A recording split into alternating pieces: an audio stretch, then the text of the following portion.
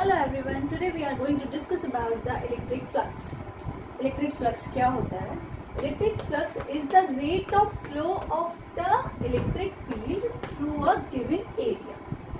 It depends on three factors. सीधे सीधे electric flux क्या होता है, हिंदी में डेफिनेशन भी देख लेते हैं कि किसी विद्युत क्षेत्र में स्थित पृष्ठ से अभिलंबवत दिशा में गुजरने वाली कुल वैद्युत क्षेत्र रेखाओं की संख्या को उस पृष्ठ से संबद्ध विद्युत फ्लक्स कहते हैं. एक्चुअल में विद्युत फ्लक्स या इलेक्ट्रिक फ्लक्स होता क्या है? It gives us the information about the field lines passing through a particular area. तो ये हमको सीधे सीधे ये बताता है कि किसी पर्टिकुलर इलेक्ट्रिक फील्ड में कोई एरिया है, कोई सरफेस एरिया है, तो उसके पर्टिकुलर एरिया से यूनिट टाइम में कितनी फील्ड लाइंस पास हो रही हैं. उस चीज की इंफॉर्मेशन हमें इलेक्ट्रिक फ्लक्स टर्म देती है, जिसका कि फॉर्मूला होता है phi is equals to E dot A. Phi is a scalar quantity. It is a scalar quantity because it is a scalar product. As you all know about that, there are two kinds of products in vector quantities. One is the vector product and the other is the scalar product. Vector product को हम cross product भी कहते हैं, लेकिन scalar product co dot product से represent करते हैं, जिसका मतलब होता है सीधे सीधे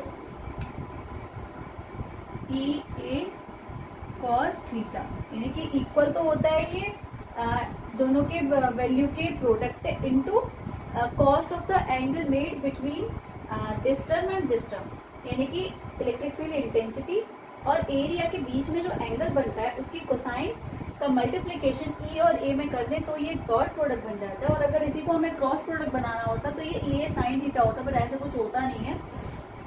here we are focusing on the dot product. Dot means it gives us a scalar term. While multiplying two vector quantities, we will get a scalar quantity as a resultant. तो ये वही चीज है. तो E cos थीटा होता है. Theta obviously angle है किस चीज के बिटवीन E और A के बीच में क्या एंगल फॉर्म हो रहा है. तो ये इस तरीके से हम कह सकते हैं कि फाई किस चीजों पे किन किन फैक्टर्स पे डिपेंड करता है. तो it depends on three factors.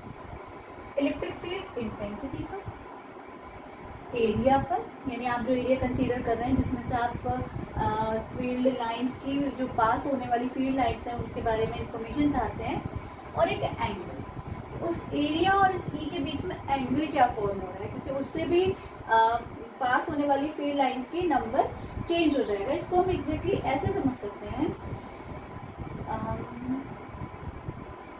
Suppose हमारे पास ये है, ये suppose this is the area, this is the area we are considering. ठीक है, हमारी जो फील्ड लाइन इलेक्ट्रिक फील्ड जो लाइंस है वो पास हो रही है इधर से इस डायरेक्शन में. सो यू कैन इमेजिन, आप इमेजिन करिए कि फील्ड लाइंस ऐसे ऐसे करके पास हो रही है और इसके परपेंडिकुलर मैंने ऐसे यहाँ से यहाँ फील्ड लाइंस पास हो रही है. मैंने यहाँ पे बीच में ये एरिया रख दिया, surface area. So you can see कि इसमें से भी फील्ड लाइंस पास हो रही होंगी. तो जो number of field lines passing through this area है उसी को हम फ्लक्स कहते हैं. फ्लक्स क्या होता है? एक तरीके से हमें फील्ड लाइंस कितनी पास हो रही है उसकी जानकारी देता है. वो एक संख्या है, एक क्वांटिटी, एक नंबर है. That is known as the electric flux. लेकिन उसको सॉल्व करने का फॉर्मूला क्या होता है? E dot A equals to E A cos theta. अब इसके आप देखिए अलग अलग, अगर मैं इसका जो एंगल है वो चेंज करूंगी तो जो फील्ड लाइंस की डायरेक्शन मैंने भी आपको दिखाई कि ई की डायरेक्शन सपोज ये है, तो ये चेंज करने पे फील्ड लाइंस की जो नंबर है वो चेंज होगी. अगर मैं ऐसे ऐसे करूंगी तो अभी देखो इस टाइम पे सबसे ज्यादा फील्ड लाइंस पास होंगी इन दिस सिचुएशन. लेकिन जैसे जैसे मैं इसे ऐसे करूंगी, suppose in this situation the area, ये एरिया बिल्कुल कैसे इस टाइप से रखा हुआ है इलेक्ट्रिक फील्ड में. सो यू कैन सी इसमें से कोई भी फील्ड लाइन पास नहीं हो रही है. So the area is same, मतलब सरफेस एरिया तो वही है. मैंने इसका एरिया थोड़ी ना चेंज किया है कोई. ये जो भी मेरे पास ये ब्लॉक है इसका मैंने एरिया चेंज नहीं किया, ना ही मैंने ई की वैल्यू चेंज की है. आई am just changing the position of this area, this surface area, and which quantity is affecting the number of field lines passing through it. इससे जो फील्ड लाइंस पास हो रही है उनकी संख्या में चेंज आ रहा है सिर्फ इसके एंगल को चेंज करने से.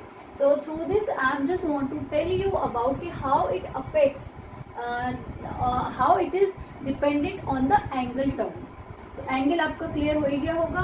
और रही बात ई की, तो इलेक्ट्रिक फील्ड इंटेंसिटी सीधे सीधे ई की ही हम बात कर रहे हैं कि फील्ड लाइंस अगर ई की वैल्यू ज़्यादा होगी तो उतने में से यानी फील्ड लाइंस कैसी होंगी, फील्ड आपका स्ट्रॉन्ग है, उसकी स्ट्रेंथ ज़्यादा है, स्ट्रेंथ ज़्यादा होगी तो ऑब्वियसली डेंस होगा आपका फील्ड। जब फील्ड डेंस होगा तो फील्ड लाइंस कैसी होंगी, पास पास होंगी, और जब फील्ड लाइंस पास पास होंगी तो ऑब्वियसली इसी एरिया में से नंबर ऑफ फील्ड लाइंस ज़्यादा पास होंगी।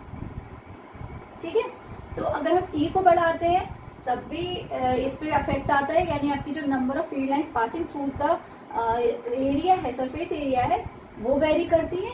और रही बात एरिया तो है ही, अगर मैं इसकी जगह इतने बड़े की जगह छोटा सा ले लेती, इसका इतना सा पार्ट अगर मैं ले लेती तो उसमें से पास होने वाली फील्ड लाइंस का नंबर और इस पूरे में से पास होने वाली फील्ड लाइंस का नंबर ऑब्वियसली चेंज होता।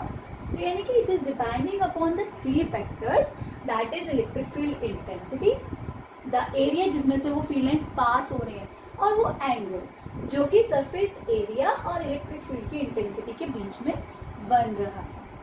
So this is about the electric flux. और अगर अभी भी क्लियर नहीं हुआ है तो इसको आप बिल्कुल रेन ड्रॉप से समझ सकते हैं कि जैसे कि अगर सर पे हम देखिए बारिश आ रही है, ठीक है, तो अगर वो परपेंडिकुलरली हमारे ऊपर गिर रही है और हम अपने आप को बचाना चाहते हैं तो हमारे सर पे हम ऐसे करके कवर करने की कोशिश करते हैं। तो जितना बड़ा सरफेस एरिया होगा उतनी ज़्यादा रेन ड्रॉप्स को हम रोकने में कामयाब हो पाते हैं, और जितना वो छोटा होगा उतनी ही कम। तो उस सेंस में आप जो रेन ड्रॉप हालांकि पास तो नहीं हो पाती है, सीधी सी बात है, लेकिन आप इमेजिन करना अगर चाहते तो इस एग्जांपल से भी कर सकते हैं कि रेन ड्रॉप्स ऐसे ऐसे गिर रही हैं।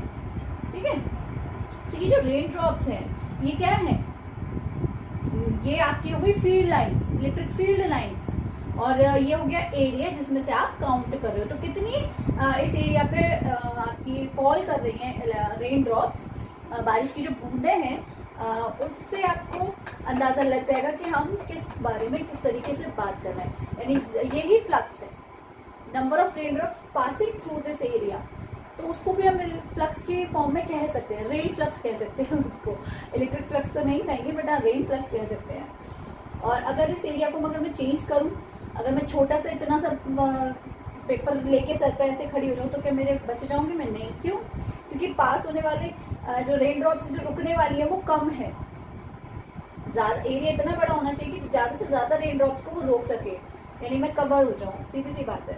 तो देयरफॉर आप उस एग्जाम्पल से भी समझ सकते हैं और अभी जो मैंने एग्जाम्पल दिया आप उससे भी समझ सकते हैं। आई थिंक आपको ये अभी फिलहाल इलेक्ट्रिक फ्लक्स वाला टर्म तो बिल्कुल अच्छे से क्लियर हो ही गया होगा। So let's move on and thank you for this lecture.